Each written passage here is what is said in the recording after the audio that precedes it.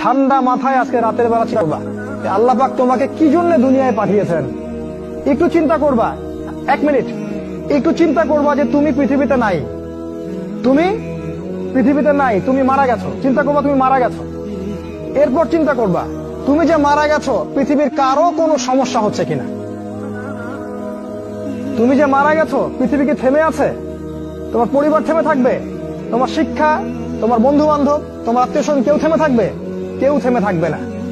তুমি পৃথিবীতে থাকো বা না থাকো কারো কিছু আসে যাবে না। আল্লাহ পাক তোমাকে যে পৃথিবীতে রেখেছেন একটা সুযোগ খালি দিয়েছেন, এটা তুমি আল্লাহর দ্বীনের জন্য কিছু করতে পারো। এটাই আল্লাহ তোমার কাছে চান, আর কিচ্ছু চান না। আর কিচ্ছু আল্লাহ তোমার কাছে চান না।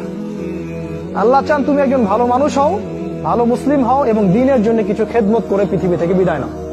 এই দিন তুমি ছাড়াও বিজয়ী হবে ইনশাআল্লাহ। তুমি থাকো বা না থাকো এই দিন কিন্তু বিজয়ী হবেই। হয় তোমাকে নিয়ে হবে অথবা তোমাকে ছাড়াই হবে। জীবনের উদ্দেশ্য ফিক্স করো। জীবনের উদ্দেশ্য একটাই, জান্নাত। জান্নাত পাওয়ার জন্য যা করা দরকার তাই করতে হবে।